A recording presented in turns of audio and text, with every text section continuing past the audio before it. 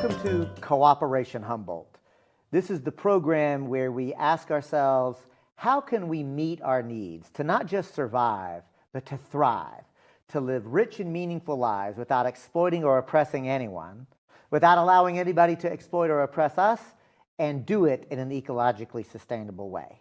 I'm your host, David Cobb, a co-founder and active participant in Cooperation Humboldt, an organization dedicated to implementing that here in the community where we live, work, and play. I'm joined today by Jerome Scott. Jerome Scott is a towering social change agent. He is somebody who comes out of social movements. He helped to form Project South. He was one of the architects of the U.S. Social Forum and is active with the League of Revolutionaries for a New America. I also have the great privilege to call him not only a mentor, but a personal friend. Jerome Scott, welcome to the program. Thank you, and I'm really happy to be here. This is my first time in this part of the country, first time in this part of the state, and it is beautiful. And so I really appreciate that I have this opportunity to be here with you. Thank you, Jerome. And you can see why I chose to live here, right? Yeah. That's what I thought when I woke up this morning and started driving around. I said, yeah, I could live here. So Jerome, again, we've been knowing each other for a long time, and we've been engaged in social change efforts and organizing and educating together. So I know you pretty well, but I want to give the audience a chance. If somebody were asked, Jerome, who are you and what are you about? How do you answer that question? Well, I think when someone asks, who are you and what are you about, I think they're really asking, how did you get to where you are right now? To whatever conversation y'all was having. And whenever I think that that's the question I'm being asked, it automatically goes back to two things.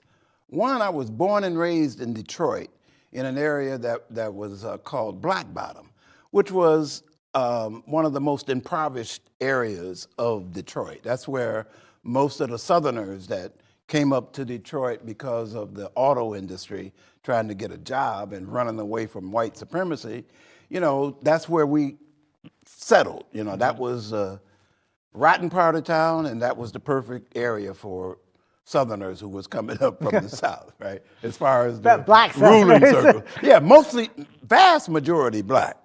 And the area I grew up in was totally black. And I look at that and say, well, that was part of the qualities that made me who I am.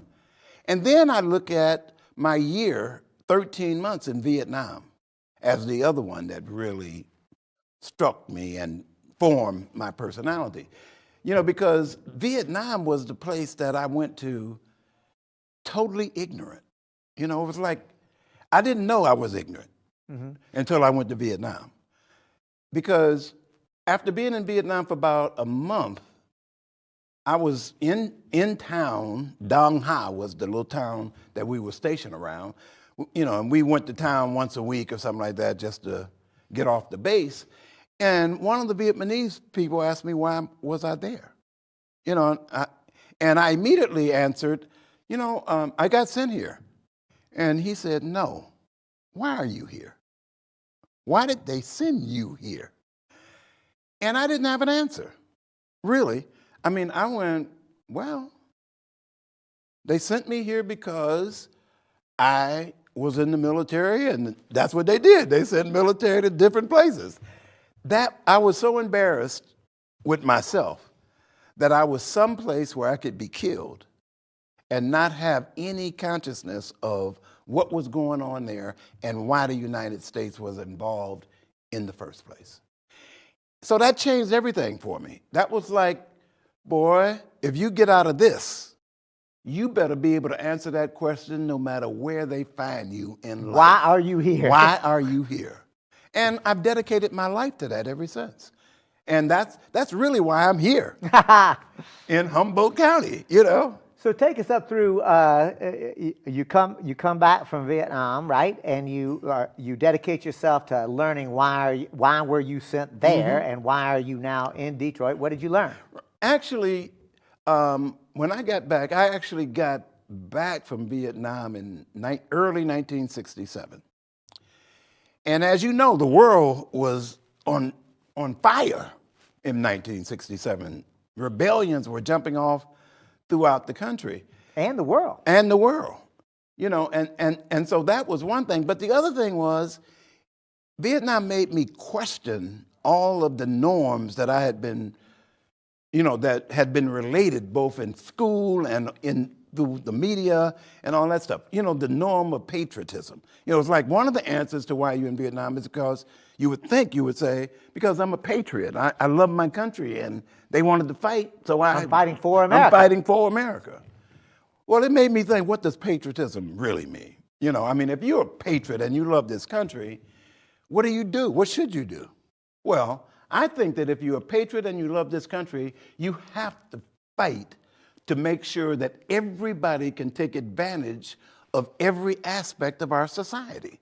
Not that me being a black man, I can't have access to college like a white man who came back from Vietnam.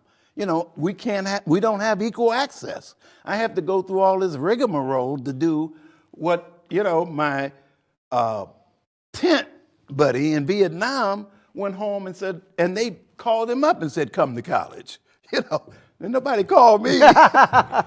So just to fight for the actual ability to take advantage of every aspect of this society should be the right of every person in this country. And if you're a real patriot, you want the country to live up to what it says it is. And if you want to live up to the Constitution of this country, the Constitution says that every person is created equal and should have equal opportunity. Well, where is that? I want to know where that is. Seems pretty aspirational at best. Right, at best. It might even be that the ruling elite don't even mean it. Right. And so if you're a patriot, if you love your country, you try to make sure that what it says it should be, we are fighting every day to make it be that. And it's interesting, Jerome, because again, I do know you, and you came back to Vietnam, and like so many others, you went into the auto industry as an auto worker. Yep. But you weren't just an auto worker, right? Tell us a little bit about your experiences there. Yeah. When I got back from Vietnam, I often tell this story because it's also an example of the changes that have happened in our society. So in 1967, the summer of 1967, I'm back at home in Detroit, and a neighbor of mine comes over to my house because I'm the only one on my block that has a car.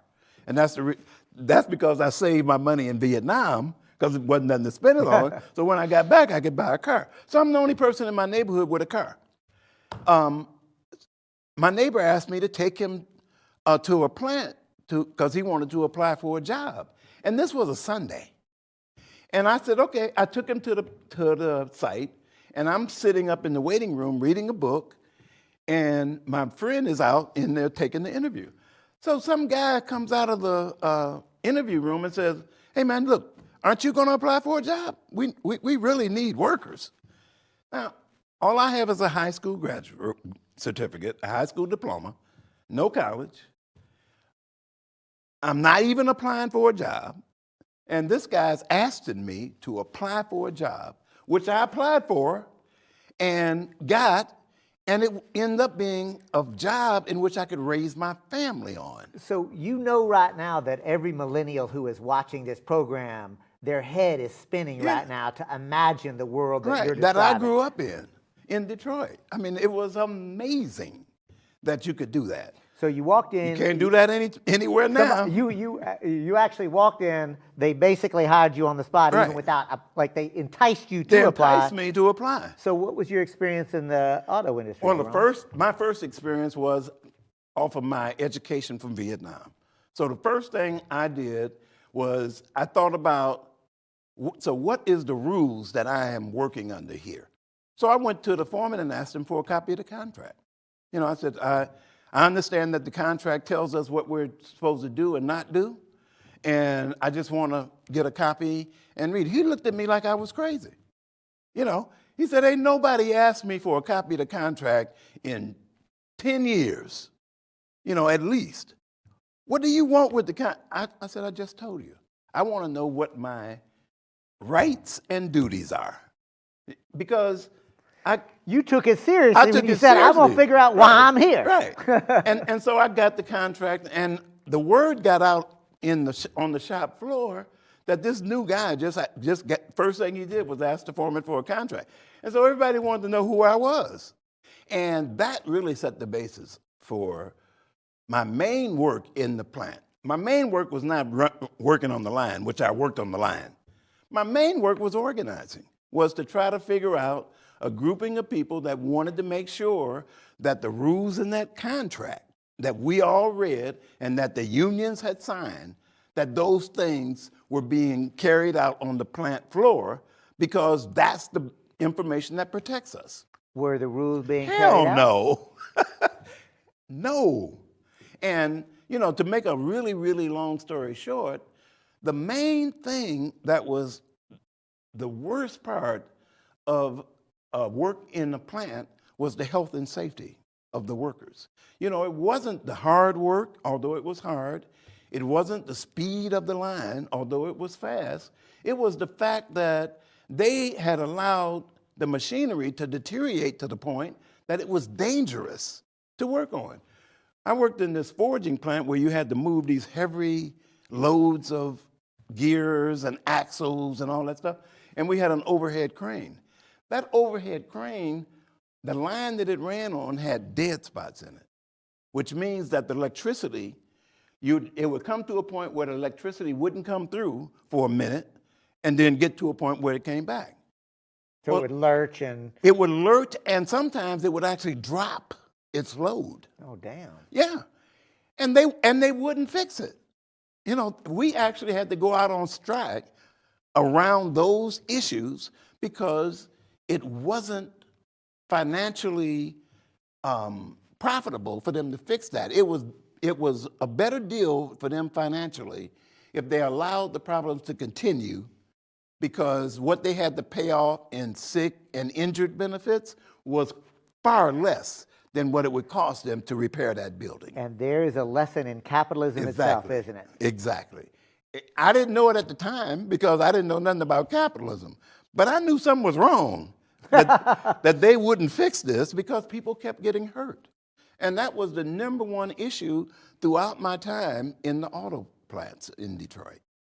And so from there, what did you do next? And well, the big part of that story is I became part of an organization in the auto industry called the League of Revolutionary Black Workers that started in 1968 in Detroit with Drum, Dodge Main, Chrysler Corporation. It was the original Drum movement, which was an organization that recognized that we not only had to fight for our lives in the plant, but we also had to fight for our lives against the union. We are all unionists. I mean, you grew up in Detroit, you got to be a union person. Right. That's just crazy. So it's not like we're anti-union or anything like that. But we realized that work document, the contract that we have signed and they have signed, was not being lived up to, just like the Constitution of this country. How about that? Was not being looked up to. It does strike me, Jerome, whenever I hear you talk about DRUM and the League of Revolutionary Black Workers and that experience, that what you were trying to do and forced to do was to force the principles and values that were supposed to be in effect to actually make them real. Exactly. So, and that really is the same thing that we're trying to do right now in our society. Is if we say we stand for liberty, justice, and equality, well, damn it all, I look around. Hey. I don't see much freedom. Right. I damn sure don't see much justice. So we just trying to make it real. We're just trying to do our patriotic duty. I like that. To make this country real. From the League of Revolutionary for Black Workers, what happened next? What was your lived experience? Well, I don't know how long you want this story to go. I want you to walk us up through. Okay. There's a lot there. Right, that's what I mean. And each segment is long. But from the League of Revolutionary Black Workers, we began to achieve a lot of our program. We had a program of, dealing with health and safety issues, getting the union to actually live up to its responsibilities of representing workers in that plant, getting blacks into positions of authority in the union and in the company. Very simple things. I mean, when I look back at it, there was nothing revolutionary about it. It was just Yeah, it really was. Do the right thing. right. Do what you say you're gonna do. Right. It really wasn't like you weren't restructuring society through all that. And so we began to achieve some of those goals. But our life, the way that the plant was being operated, even when we got blacks into management, black foremen on the floor, and blacks into the union in terms of leadership positions, the health and safety issues, which were, I told you, the main thing, they did not go away. They persisted, and really, I mean, I didn't know this at the time, but this is a common theme under capitalism. They have so much money invested in their capital investments, their machinery and all that, and their purpose is to get all their money, their value out of that machine, before the next generation of technology comes forth, so they can take advantage of the next generation of technology. So whatever happens to this machinery, they don't want to put a whole lot more money in it because it might prevent them from their next opportunity. Right. And so I didn't know none of this, but even after we began to win these victories, we still had the problems that we had initially faced. Although, some of the problems were being dealt with, but the major ones were not. And so we began to realize that our program, there was something not right with our program. It wasn't reorganizing society. It wasn't reorganizing the way industry was organized in this society, so it put human beings first. Industry is organized in this society to put profit first, right, not human beings. And so then we went on what we called an education retreat, which meant that we didn't stop our organizing or none of that, but every day after work, I worked the midnight shift.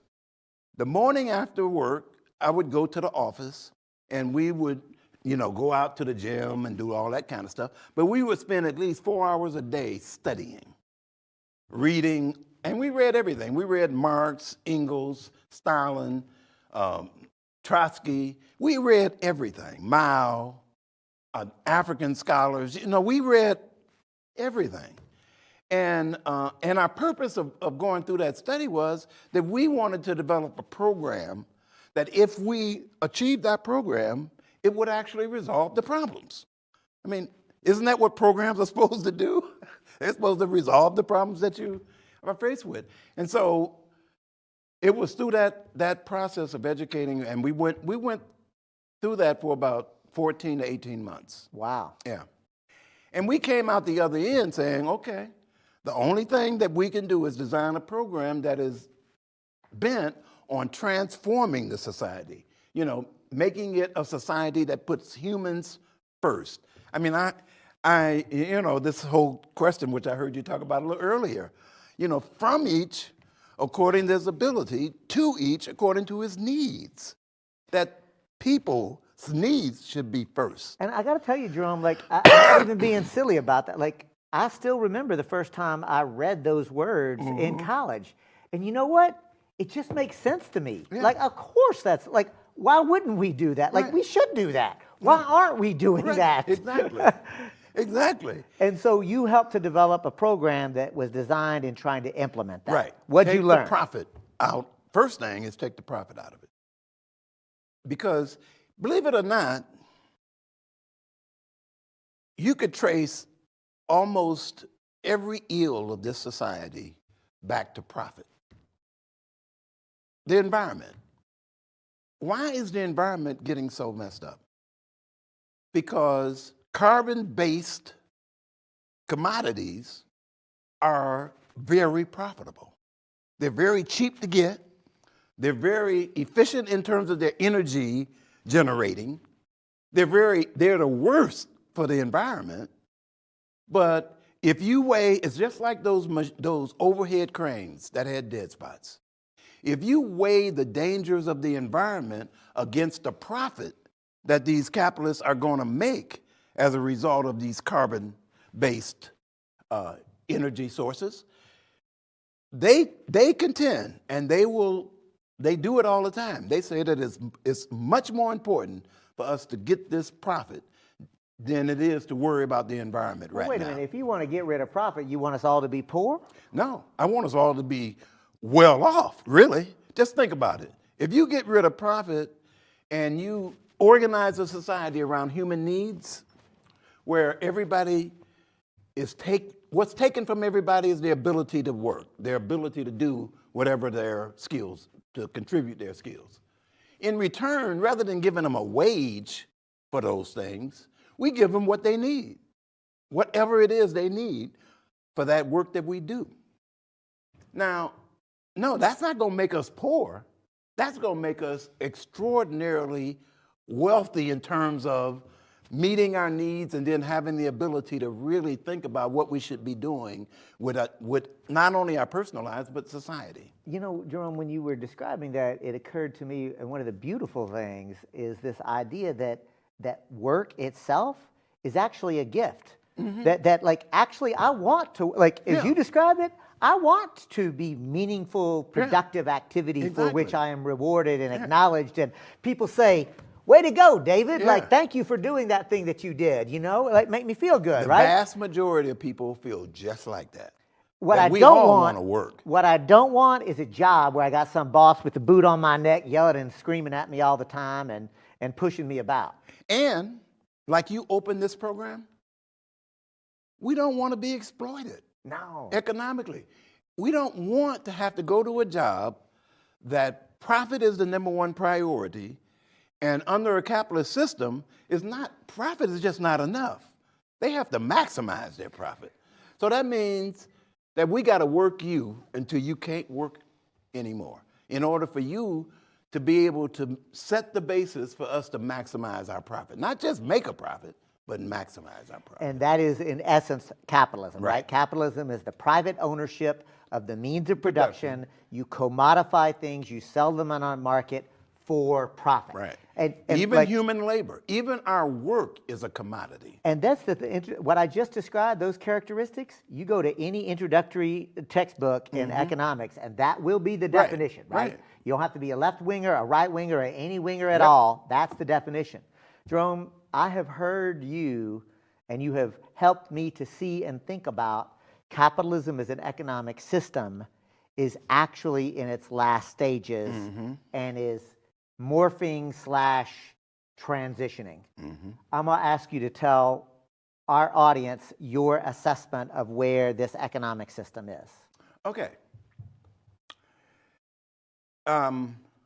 First of all, I think it's important for us to admit that every day that we wake up, we are experiencing the transition that this society is going through, whether we realize it or not. For instance, technology.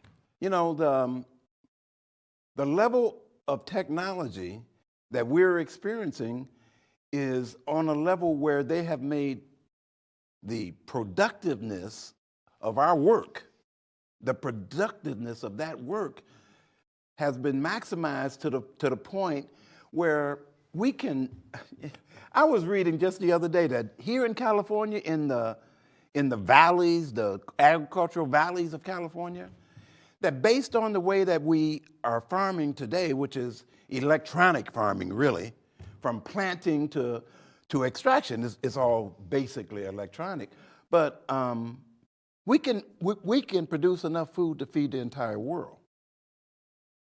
The problem is not production is not the problem. Is not the problem. The problem is distribution. Right.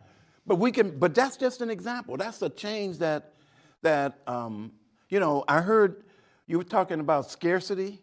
You know, this country and this world, this society, capitalism, has always been organized around the notion of scarcity, meaning that's a justification for the way that they treat each other.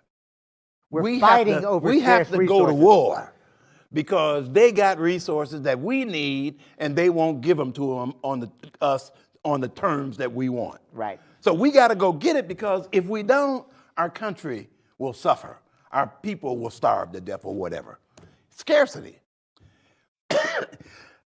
And the fact that we have now advanced in technology to the point where scarcity is no longer a relevant concept to organize society around, they artificially do it now. You know, we hear about it all the time, dumping tons and tons of milk and agricultural products in the ocean in order to preserve the market for those, the capitalist market. The human need for the products is not what's driving the economic it's the relationship. Profit that's trying to drive profit it. that's Exactly. driving it. So they throw it away, because if they put it on the market, the price of milk or any other corn or any other commodity will drop so dramatically that they won't make the profit they want to make.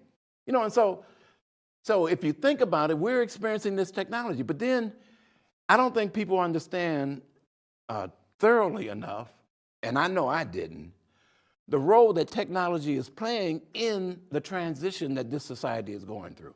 In the plant that I worked in Detroit, we had about 2,300 workers in that plant. And like I said, we produced axles and gears and pistons and all the internal engine parts for a car. Now, that plant is still in existence. They now have 200 workers. So I want to say those numbers again. 2,300 workers. 2,300 workers. Used to produce. For Chrysler, there was only 2 of these forging plants, the one here and the one in South Africa, were the only 2 for Chrysler that produced these parts. And so between the 2 of us, we would produce enough for, 14, 15 million cars per year. Today, there are 200 people in that plant, and they produce enough for the whole production of Chrysler's needs today. You know, it's different. Chrysler been sold out, but they create enough internal engine parts in that one plant that, they don't need, and they do that with, including having an Access with 200 workers. So technology, robotics, automation is shifting production. Right, as its we introduction understand it. into the productive process is not only shifting it, it's eliminating, it's beginning to break this relationship that capitalism depends on. Which is the exploitation of the worker. Right, for which profit. is the relationship between the capitalist and the worker. So if they don't need the worker anymore, Right. what comes next? Well, this sort of gets into this question. It's like here we have a situation where technology is replacing workers on a daily basis and helping those workers that are left be more productive, because of that technology. And the company is making more money as a result of it, because it can make more cars with fewer people that they have to pay to hire. The problem is that the further you go down that road, the smaller your markets get, because people are not going to be able to buy back those products that are being made. And the idea of ever increasing profit requires expanding markets, expanding. Right. And so it seems to me that one of the reasons that capitalism has inherent contradictions that are going to cause it to have to change is because at some point there are no more markets to go to. There are no more, and that's beyond, in addition to the ecological finiteness of planet Earth, literally the physics associated with the idea of expanding forever is not just about the finite resources, it's also about the markets themselves. Right. And the ability, see, the markets don't only work if you got somebody to buy the commodities. If the commodities sit in a warehouse, the capitalists don't realize their profit. So how are they going to sell those? Right, exactly. That's the point. That's where technology is causing capitalism to speed up its end, because we're able to produce, it's like a critical mass of workers are no longer needed. that means that the market that you're going to be trying to sell those commodities on will not have the ability to continue the distribution. And therefore, the profit's not coming. So if not capitalism, then what? Well, you know, the other thing about technology, and it's important, that if you can get that productive with fewer and fewer workers, well, now you have the ability to have a vast amount of accumulation that you can then distribute, going back to our original little comment. We can now really think about distributing based on need and not based on profit. So everybody gets enough food. So everybody gets enough food. And I'm not just talking about the United States, I'm talking about the world. The world, right. We're talking about a world process here. Because, you know, as long as the United States is the top dog, it's going to be very difficult for any country to make the transition to socialism. Because when that slogan, that point of from each according to his ability, to each according to his need, is the basis of a socialist society. Right. You know, and you know, it's a world process that's going on right now because the level of technology is at the level that it is, and capitalism will not survive this because it can't survive without profit. One of the things that I've heard you say, and I want to make sure I got this right, Jerome, I've heard you say that capitalism is coming to an end, and it's either going to be fascism or socialism. Right. Have I heard you correctly? You've heard me correctly. And if so, I want you to make that case. Well, first I must say this.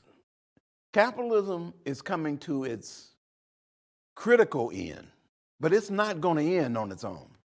We have to do that. If we don't organize and educate, because the most important thing to me right now in this period of time is political education. We have got to educate the populace, mainly working class folk from all backgrounds. We have got to get to the point where we understand what's happening right this moment with our world. We have to have a critical mass of people that understand that. And that means And understanding are willing to organize around it. that understands that what technology is doing. Right. And as I understand it, we also have to understand that there are basically two classifications, really. There are the owning class and then all the rest of us. Right. Because there's a part of me, Jerome, that thinks maybe we should even stop saying working class because there's not even work to do. Like, I've heard you actually talk about the precariat class, or the class of people who are precariously just hanging on. Right. Because I got to tell you, ain't nobody watching this program who can just go and take a friend to an employment office and have somebody come out and ask them if they want to come and have a job that they can raise a family with. Right. Those days are long gone. Those days are gone. So let me get back to your original question, though. Fascism first of all, let me just say this. Fascism, you described it perfectly, the coming together of the both the government and the masters of industry, the coming together with the masters of industry being the dominant factor, meaning that the government now serves corporations and do not serve The people. fusion of the corporation fusion and of the those. state. That's the prerequisite for capitalism. And that process is rapidly going forth now. And fascism is still capitalism. You know, capitalism is two things. It's a economy and it's a political organization. We Well, you call it a can't have an political economy. Yeah, you can't have an economy without a political right. process to undergird it and make it function. And the political side of capitalism is that it is organized to protect the economic side. To protect capitalism. property rights, not Property human rights. rights, profit rights, but not human rights. And they can't even imagine earth rights or Right. the rights Oh, of forests that's- or that's- rivers or fish or Right, that's whatever. so far out there, it's They can't crazy. even- They can't even reconcile the fact that we're over the nodal line. You know, they can't even recognize that. You know, so the state, the political part, is organized originally to protect and advance the economic goals of capitalism. When capitalism's economic goals are in jeopardy, so right now what we have is on the political side, it's called democracy. I mean, it's capitalist democracy, but it's democracy. That's the way the state is organized right now. Under fascism, what they do is they feel like democracy can no longer protect their economic interests, and therefore they have to change the state apparatus so that it can protect. So that's where fascism comes in. and in other words, that if through the electoral process you actually start to say, well, we want to reorganize society from each according to their ability to each according to their needs, your prediction is that the ruling elite will say, then no more political democracy. Exactly. We are going to actually impose Exactly. this totalitarian Exactly. sort of system. And even on a lower level, if enough people in this country get to the point where they feel like we have to get organized. I used to say all the time, you're not going to get what you're not organized to take. Right. They ain't going to give it to you. They ain't going to give it to you. Power concedes nothing without a demand. Nothing. It never did and it never will. You know, and if enough people get organized to the point where the ruling circles of this country believe that we could take it, they're going to have to move. They will inevitably move toward how are they going to protect their economic interests. And that's why it's a battle between socialism and fascism. And it's interesting because as you talk about socialism, the way I think about it, well, that's just economic democracy. That's just the idea of collectively having an opportunity to say how we want our society to work. So this idea that socialism is totalitarian, I'm going to say it, Jerome, that's just bullshit. Well, that's just, you know, it's affirmatively not true. That's the way, look, the one thing, if nothing else, we are clear about is, if we're not clear about anything else, the one thing that we should be clear about is that protecting the economic interest of the ruling circles of this country is the #1 task of the state right now. And they'll reorganize that state in any way that they have to, that they think will protect their economic interest. So I guess what I would sort of draw from that, Jerome, is that I feel like then my job and our job, and I would invite the viewers to think about our collective job, is that we've got to actually not just take the state, but we've got to transform the state so that the state apparatus is actually serving the interest of people and planet instead of profit. Yes. Look, this state the way it is now, the reason I think that it's a capitalist democracy. I mean, it's a democracy that protects capitalism, the economics of capitalism. So we can't just transform the economics and still maintain the same state apparatus that protected capitalism. Every instinct of that state will be to attack any kind of reorganization of socialism. So yes, we've got to lay hands on that state and transform it into a state that will protect the people's interest in the way we organize society. So we have to both educate and organize people on both economic and political grounds. Exactly. Like separating these two, you don't think? Well, separating them is confusing when you get back to how we're going to resolve the problem. So you can't separate them. You got to look at them together, no matter how complicated you think that might look. Jerome, we're coming to the end of this program, so I want to make sure to give you the chance. What are the most inspiring, hopeful things that you might suggest that our audience look to and study and ultimately try to replicate here in Humboldt County, California? Well, to me, the most important thing is that we get a handle on what the world is today and how this world is affecting the way our humanity is able to express and develop and continue in society. You know, that if we don't expressly have what I consider mass political organization, where you're constantly trying to figure out ways, how do I do something or say something or read something that will educate me and everyone that I touch around why the planet is being destroyed. Not just it's being destroyed, but why? But why? That's that question in Vietnam, isn't it? It's why is this planet being destroyed, and why is it that the people that make the decisions don't see the urgency that I see around preserving the planet or healthcare. I mean, you could take There's not a any single number, issue or human need that we couldn't apply or that like to. political, like public education. Our public education system is a mess.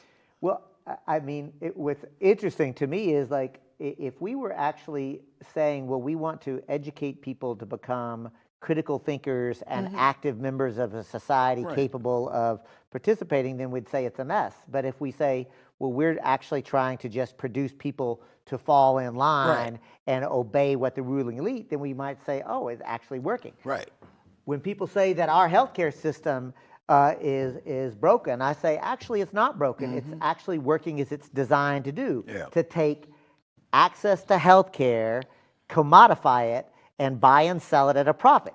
It's working exactly as it's designed to work. Now, if we said, oh, no, we want a system that is actually going to make sure that people who need healthcare have access to it, then we'd say, well, we have to have a different system, right? Well, if you look at any healthcare system, like so-called Obamacare, if you look at Obamacare and read it, that's what it says.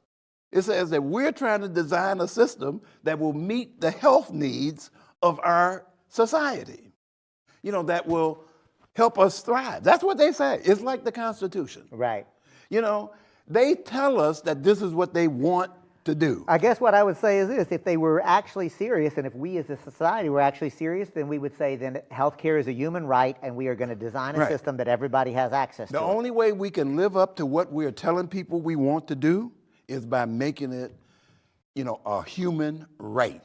Which is to get the profit motive out of it. Get the profit We're back motive to where out you of it. began. Exactly. Jerome Scott, this time has just flown by. I want to give you an opportunity for any final thoughts. Yeah, I didn't finish answering your question about what you could do in Humboldt County. Yes. I think you can do more programs like this. I think that you can do all kinds of political education in Humboldt County like we're trying to do all over the country. It's like for instance, we talked about that society is in a transition right now. Well, that don't mean nothing to most people, to say that society is in a transition. What we could do in Humboldt County is, come to our meeting. We're going to discuss what's happening with, never mind the whole society, what transition in our healthcare. We're going to see where that goes. Or we're going to look at what's happening with our democracy, and why is it being transformed right now? Why do these norms that we have always relied on not only being challenged, but ignored, just going about their business? So what we can do in Humboldt County is do more political education about how the world is functioning today. Thank you, Jerome Scott. And I want to thank you, the audience, for joining this conversation. If you've been inspired, provoked, intrigued by this conversation, I invite you to join us. Go to our website, www.cooperationhumboldt.org, and get involved. And I'm going to really drill down because Jerome's exhortation / invitation / challenge to do political education, every month we do a progressive movie night with our friends at Poly Yoga, where we have a documentary film and then we talk about what we just watched. In addition to that, we run what we call community building cohorts, where we read and study together. There is no test at the end of it, but we read things like the Solidarity Economics by Emily Kawano, From Banks and Tanks to Cooperation and Caring from Movement Generation. We watch the PBS documentary Race, the Mask of an Illusion, where we actually deconstruct the whole idea. The point I'm making is we take that political education seriously, not because we're trying to become good movement Trivial Pursuit players, because we want to understand what is happening and why, and how can we create the peaceful, just, democratic, and ecologically sustainable society we so desperately need and so richly deserve. We invite you to join us.